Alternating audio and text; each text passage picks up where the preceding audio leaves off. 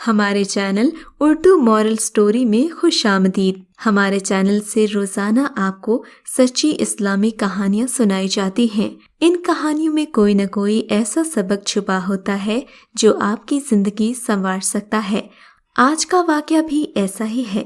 چلیے سنتے ہیں آج کی کہانی۔ ہم دو جڑواں بہنیں پیدا ہوئی تھیں۔ شکل ایک جیسی ہونے کی وجہ سے ہمیں پہچاننے میں والدین کو دقت پیش آتی تھی۔ ماں مجھے سرخ اور ہما کو ہمیشہ نیلا فراک پہناتی تاکہ وہ ہم کو الگ الگ ناموں سے پکار سکیں۔ جب ہم ذرا بڑے ہوئے تو امی نے میرے بال کٹوا دیے جبکہ ہما کے بال لمبے رکھے۔ یوں ہمارے والدین کو ہمیں پہچاننے میں آسانی ہوتی۔ ہم دونوں بہنوں کی صحت اچھی تھی، قد کاٹ جسامت ایک طرح کی تھی، وزن بھی برابر تھا، رنگت گوری اور دونوں کے بال سیاہ تھے۔ اتنی مماثلت پر اسکول ٹیچرز حیران ہوتی تھیں۔ ایک سا یونیفارم ہوتا تب ٹیچرز کو پہچاننے میں دشواری ہوتی، تو انہوں نے ہم کو الگ الگ سیکشن میں بٹھا دیا۔ میں فرسٹ ایئر میں پہنچی۔ اس وقت میری عمر 17 سال تھی جبکہ ہما فرسٹ ایئر میں تھی۔ اس نے آرٹس میں داخلہ لیا تھا جبکہ میں نے سائنس میں۔ یوں ہم علیحدہ علیحدہ تعلیمی اداروں میں پڑھنے لگیں۔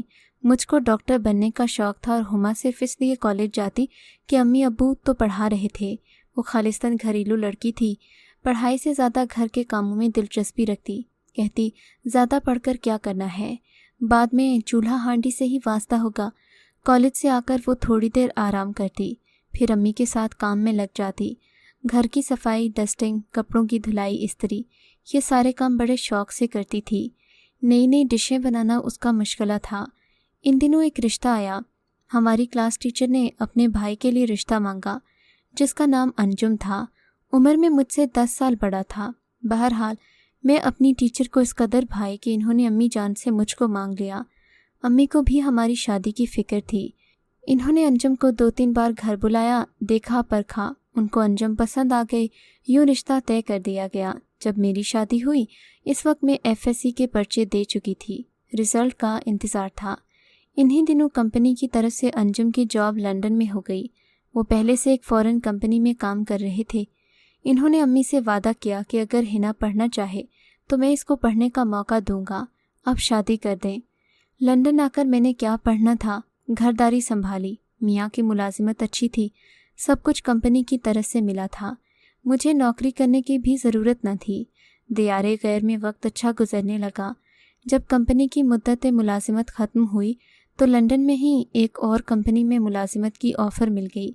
اب ہم جلد پاکستان نہیں جا سکتے تھے، جبکہ مجھ کو گھر والوں کی بہت یاد آتی تھی، خصوصاً ہما کی یاد ستاتی۔ میں اکثر اس کے ساتھ فون پر بات کر لیا کرتی۔ ایک دن سنا کہ اس کا رشتہ طے ہو گیا ہے۔ امی نے اصرار کیا کہ 2 ماہ بعد شادی ہے، تیاری باندھو، تم نے بہن کی شادی میں ضرور آنا ہے۔ میرا تو جی بہت چاہتا تھا، لیکن میں پاکستان جانے سے قاصر تھی۔ یہاں ہم نے مزید قیام کے لیے اپلائی کیا ہوا تھا۔ اب مقررہ مدت تک ہم کو یہاں رہنا تھا۔ میرے شوہر کا جاب جاری رکھنا بھی ضروری تھا۔ ہنا کی شادی میں شریک نہ ہو سکی جس کا مجھ کو بہت قلق تھا۔ بہرحال وقت گزرتا رہا، اس امید پر کہ کبھی تو پاکستان جاؤں گی اور بہن سے ملوں گی۔ ہم کو انگلینڈ آئے کچھ سال ہوئے تھے کہ ایک روز انجم کے ہمراہ ان کا ایک واقف کار ہمارے گھر آ گیا۔ انجم نے بتایا کہ یہ ہمارے پاکستانی بھائی ہیں، ان کے لیے کھانا بناؤ۔ میں نے کھانا بنایا۔ وہ شخص جس کا نام شاہد تھا میرے خاوند کے ساتھ گپ شپ میں مصروف رہا۔ رفتہ رفتہ شاہد کی انجم کے ساتھ دوستی گہری ہوتی گئی۔ روز کا آنا معمول ہو گیا۔ رات کا کھانا بھی شاہد ہمارے ساتھ کھانے لگا۔ وہ عادات کا اچھا تھا۔ جلد ہی اس نے ہمارے درمیان ایک فرد کی صورت اختیار کر لی۔ سچ تو یہ ہے کہ اس کے آنے جانے سے گھر میں رونق ہو جاتی۔ میرے بچے شاہد سے مل کر خوش ہوتے، وہ بھی ہمارے بچوں سے پیار کرتا۔ میں نے محسوس کیا کہ اس کے اندر ایک تنہائی کا احساس ہے جس سے وہ مضطرب رہتا ہے۔ اس کو بہت اچھے اچھے لطیفے یاد تھے، وہ ہمیں خوب ہنساتا، تاہم شائستہ گفتگو کرتا تو لطف آ جاتا۔ اس کی باتوں میں تو گلوں کی خوشبو تھی۔ ہمارے بچے ہی اس کے گرویدہ نہ تھے، ہم دونوں میاں بیوی بھی اسے پسند کرتے تھے۔ لندن میں ایک دوست کے سوا شاہد کا کوئی نہ تھا۔ ہمارے گھر میں وہ اپنائیت محسوس کرتا، مجھے اپنی بہن کہتا، اور میں بھی دیار غیر میں بھائی کی محبت پا کر خوش تھی۔ ایک دن شاہد آیا تو اداس تھا۔ میں نے پوچھا بھائی کیا بات ہے، کیوں اداس ہو؟ کہنے لگا امی جان کافی بیمار ہیں، میں پاکستان بھی نہیں جا سکتا۔ میں نے کہا کیوں، ایسی کیا بات ہے؟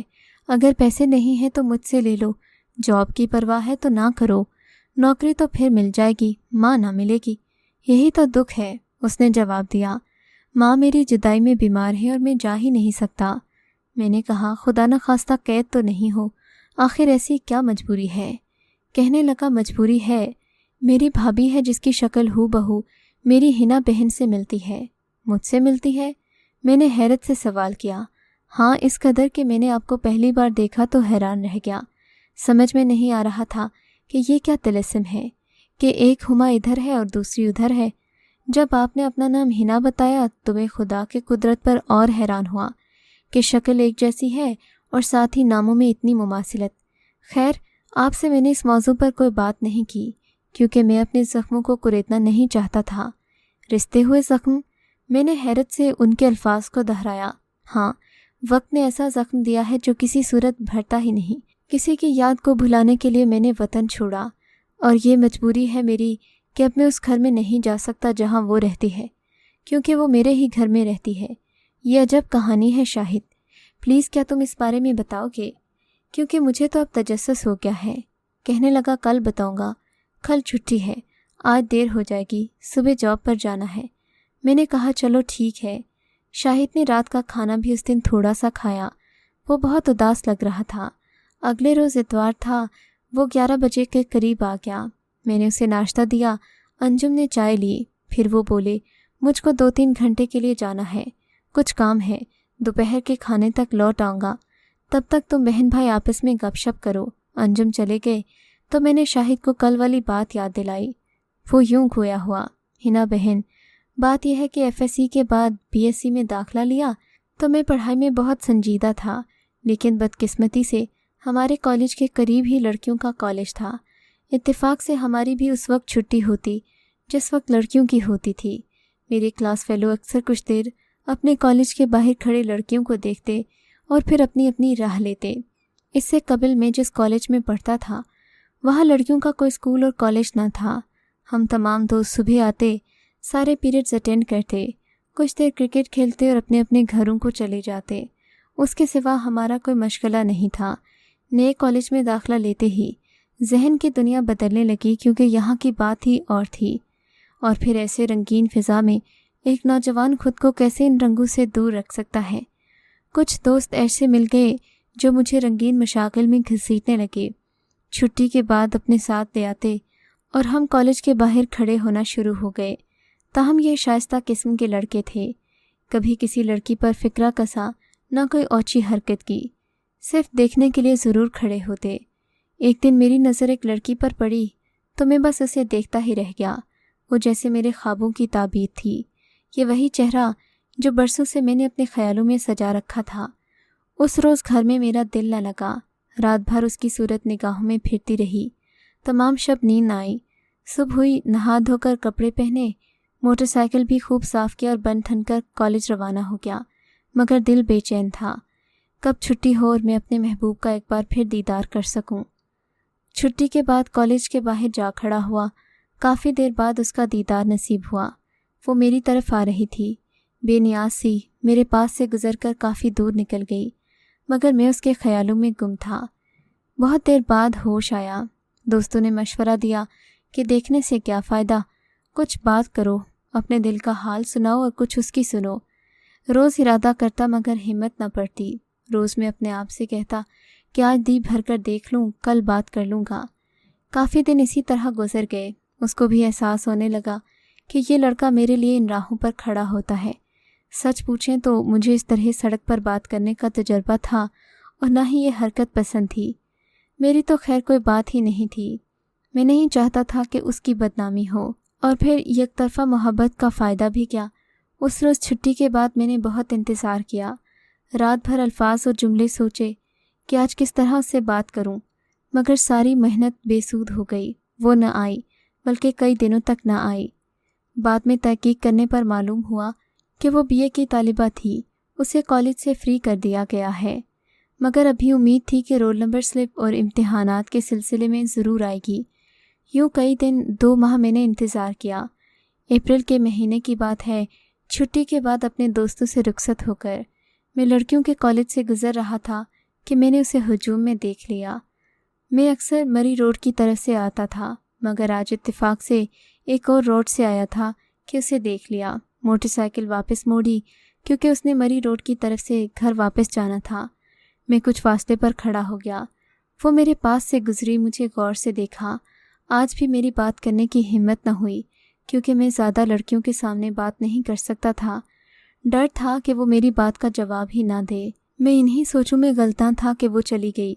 میں نے موٹر سائیکل سٹارٹ کی اور گھر آ گیا۔ آج خوش تھا کہ بڑے دنوں بعد اپنے محبوب کا دیدار نصیب ہوا ہے۔ آپ اندازہ نہیں کر سکتی محبوب کو ایک نظر دیکھنے پر دل کو جو راحت ملتی ہے وہ دنیا کی تمام چیزوں پر بھاری ہوتی ہے۔ بڑی امید لے کر اگلے دن کالج پہنچا مگر اسے دوبارہ نہ دیکھ سکا۔ اپنی موٹر سائیکل پر اسی علاقے کے چکر لگاتا رہتا کہ شاید وہ مجھے نظر آ جائے، مگر ناکامی رہی۔ انہی دنوں مجھے ایک پرانا دوست ملا۔ اس کا علاقہ بھی وہیں پر تھا جہاں وہ رہتی تھی۔ اس دوست نے یقین دلایا کہ وہ اس کا سراغ ضرور نکالے گا، مگر اس کا کوئی پتہ نہ چل سکا۔ ہم بھی روزانہ کالج کے چکر لگاتے رہے مگر وہ نہ ملی۔ اسی طرح 2 ماہ گزر گئے۔ ایک دن میں اور میرا دوست چھٹی کے بعد موٹر سائیکل پر یوں ہی سڑک پر چکر لگا رہے تھے کہ لڑکیوں کے کالج کو کراس کر کے روڈ سے گزرتے ہوئے میرا دوست کہنے لگا، ذرا پیچھے مڑ کر دیکھو۔ میں نے موٹر سائیکل کے شیشے میں دیکھا تو وہی پری چہرہ مجھے نظر آ گئی جس کو 2 ماہ سے پاگلوں کی طرح ڈھونڈ رہا تھا۔ میرے ذہن میں یہ بات تھی کہ آج اس کا گھر دیکھوں گا۔ چنانچہ میں نے موٹر سائیکل اپنے ایک دوست کے گھر کھڑی کی جو وہاں قریب ہی رہتا تھا۔ میں اور میرا دوست اس کے پیچھے چل پڑے۔ وہ ہم کو مڑ مڑ کر دیکھ رہی تھی۔ اس کے ساتھ ایک لڑکی تھی جو اس کی کزن تھی۔ چلتے چلتے وہ ایک گھر کے اندر چلی گئی۔ ہم وہاں سے واپس چلے آئے۔ وہاں قریب ہی میرے دوست کا گھر تھا۔ واپسی پر اس کو بتایا کہ وہ لڑکی تمہارے گھر کے پاس ہی رہتی ہے۔ اس نے تسلی دی کہ میں معلومات حاصل کر کے تم کو بتاؤں گا، مگر ایک بار مجھ کو اس کا گھر دکھا دو۔ خیر اس کو گھر دکھایا۔ بعد میں ہم اپنے گھر چلے آئے۔ میرا گھر اس کے گھر سے تقریباً 8 کلومیٹر کے فاصلے پر تھا۔ دوسرے دن ہم دوست چھٹی کے بعد بس سٹاپ کے قریب کھڑے تھے۔ ہم اپنی بات میں مگن تھے کہ اچانک میری نظر چوک کے دوسری طرف پڑی۔ جس طرف کالج تھا وہ اپنی کزن کے ساتھ آ رہی تھی۔ چوک کراس کیا، ہمارے پاس سے گزری۔ اس نے مجھے دیکھا، میں تو دیکھ ہی رہا تھا۔ کچھ فاصلے پر جا کر واپس مڑی، میرے سامنے سے گزر کر چوک کراس کر کے سامنے ایک درخت کی چھاؤں میں کھڑی ہو گئی۔ شاید اس نے مجھے بات کرنے کا موقع دیا۔ میں بھی بات کرنے کے لیے جانے لگا تو دوست نے منع کر دیا کہ یہ حرکت مناسب نہیں، لوگوں کا آنا جانا ہے، اب تمہیں اس کا گھر پتہ ہے، دوسرا دوست بھی تمہیں اس کے بارے میں بتا دے گا، اب ان کے محلے میں بھی آنا جانا ہے، خدا اور موقع دے گا، ابھی بات کرنے کی صحیح مت کرنا۔ میں یہ سن کر بھج گیا۔ وہ کچھ دیر وہاں کھڑی رہی، پھر گھر واپس چلی گئی۔ اس واقعے کے بعد مجھے احساس ہوا کہ اس کے دل میں بھی میرے لیے جگہ موجود ہے۔ شاید وہ تنہائی میں میرے بارے میں سوچتی ہوگی۔ میرا تو اب ارادہ اور پکا ہو گیا کہ اسے حاصل کر کے رہوں گا۔ دن رات اسی کا خیال تھا، پڑھائی بھول گیا، یہی انتظار کہ اس کے امتحانات شروع ہوں اور میں اس سے بات کر سکوں۔ وہ دن آیا، میں نے دوست کے بھائی سے BA کی ڈیٹ شیٹ لے لی تاکہ پتہ چلے کہ لازمی مضامین کے پرچے کس کس تاریخ کو ہیں، کیونکہ اختیاری مضامین کا مجھے علم نہ تھا۔ لازمی مضامین میں سبھی کو آنا ہوتا ہے۔ ان دنوں ہمارے کالج کو ذرا چھٹیاں تھیں، گھر سے نکلنا مشکل تھا، روز روز کوئی نہ کوئی بہانہ بنا کر باہر جاتا۔ پرچوں کے درمیان میں نے اندازہ لگایا کہ بات کرنا مشکل ہے۔ اس کے ساتھ 5-6 لڑکیاں ہوتی ہیں، ان کی کزن بھی ساتھ ہوتی۔ آخری پرچے والے دن میں نے ایک خط لکھا، محلے کے ایک چھوٹے لڑکے کو راضی کیا کہ خط تم نے ایک لڑکی کو دینا ہے۔ وہ مان گیا، اس کو ساتھ دیا اور کالج پہنچ گیا۔ جب وہ اور اس کی ساتھی لڑکیاں باہر آئیں، میں نے خط اس لڑکی کو دیا اور بتایا کہ اس لڑکی کو دے آؤ۔ لڑکا خط دے کر گیا، مگر 5-6 لڑکیاں دیکھ کر گھبرا گیا اور واپس چلا آیا۔ اس طرح یہ موقع بھی ہاتھ سے نکل گیا۔ اس کے بعد اس کا نظر آنا مشکل تھا۔ بڑا مایوس ہوا، وہ بھی مڑ مڑ کر دیکھتی رہی، میں بھی مجبور تھا، شاید قسمت کو یہی منظور تھا۔ پھر بھی امید تھی کہ اللہ مدد کرے گا، کیونکہ میرا جذبہ سچا تھا۔ اس دوران امتحان ہو گئے، مجھے پاس ہونے کی امید نہ تھی، پڑھا ہوتا تو پاس ہوتا۔ خیر پرچوں کے بعد ہماری پارٹ 2 کی کلاسز شروع ہو گئیں۔ ادھر دسمبر کے مہینے میں BA کا رزلٹ آنا تھا۔ جس دن رزلٹ آیا میں سارا دن انتظار کرتا رہا کہ شاید وہ آئے۔ میں چوک کے قریب ہی کھڑا تھا، میرے دوست بھی تھے۔ دور سے دیکھا تو وہ مجھے نظر آئی۔ آج وہ اکیلی تھی، اچھا موقع تھا۔ میں چوک کراس کر کے قریب کھڑا ہو گیا۔ میرے پاس سے گزری تو میں نے روکنا چاہا مگر وہ نہ رکی۔ میں موٹر سائیکل کھڑی کر کے اس کے پیچھے چل پڑا۔ قریب جا کر سلام کیا، کچھ باتیں ہوئیں، میں نے اپنے دل کی بات بھی کی۔ پہلے تو اس نے پہچاننے سے انکار کر دیا مگر بعد میں ٹھیک ہو گئی۔ جب آبادی قریب آئی تو اس نے مجھے کہا کہ میں واپس چلا جاؤں۔ میں نے خدا حافظ کہا مگر بعد میں ملاقات کرنے کے لیے ٹائم دیا، نہ ہی ملنے کا طریقہ کار واضح کیا۔ خوشی خوشی واپس چلایا۔ دوستوں نے مجھے پکڑ لیا کہ اس خوشی میں دعوت کرو۔ میں نے ان کو ہوٹل میں کھانا کھلایا اور گھر واپس آیا۔ آج میں کافی خوش تھا کہ کچھ بات تو ہوئی۔ پہلے تو اس کی شکل ہی دیکھی تھی، آج اس کی خوبصورت آواز بھی سن لی۔ کئی دن تک چکر لگاتا رہا مگر پھر وہ نظر نہ آئی۔ اندازہ لگایا کہ وہ گھر سے چلی گئی ہے، بلکہ کہوں گا کہ شہر چھوڑ کر چلی گئی۔ اب دن مہینے گزر گئے مگر اس کی خبر نہ ملی۔ اس کو دیکھنے کے لیے آنکھیں ترسنے لگیں۔ شاید اس نے مجھ سے محبت نہ کی ہو مگر میں نے اسے دل سے چاہا تھا۔ میں سوچتا کیا ایسی محبت بھی ہوتی ہے جس سے محبت کی جائے اسے خبر ہی نہ ہو۔ خدا گواہ ہے کہ میں صرف اسے ایک نظر دیکھنے کے لیے کھڑا ہوتا تھا۔ اس کے سوا آج تک میں نے کسی اور لڑکی کو نہیں دیکھا تھا۔ میں نے صرف اس سے محبت کی جس کا میں ان دنوں نام تک نہیں جانتا تھا۔ کیا وہ پھر تم کو نہ ملی؟ میرے اس سوال پر وہ گہرائی میں ڈوب گیا۔ ہاں وہ ملی تھی، اسے دیکھا بھی مگر ایسے روپ میں کہ اس کو دیکھنے کی آرزو ہی مر گئی۔ اس کے بعد میں نے ہمیشہ کے لیے وہ گھر، وہ شہر، وہ جگہ اور ملک ہی چھوڑ دیا۔ وہ تمہیں کہاں ملی آخری بار؟ ان دنوں میرے بڑے بھائی کے لیے امی لڑکیاں دیکھ رہی تھیں، انہیں کوئی لڑکی نہیں جچ رہی تھی۔ آخر ایک لڑکی ان کو پسند آ گئی۔ 1 ماہ بعد میرے بڑے بھائی کی شادی ہو گئی۔ بھابھی آئی اور ان سے ملنے گیا۔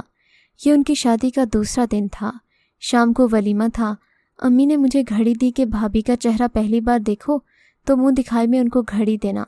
وہ منہ نیچے کیے بیٹھی تھیں، دوپٹے کے پلو سے چہرہ صاف دکھائی نہ دے رہا تھا۔ بھابھی منہ تو دکھاؤ، آپ کے لیے گھڑی لایا ہوں۔ اس نے منہ اوپر کیا تو میرا دل دھڑکنا بھول گیا۔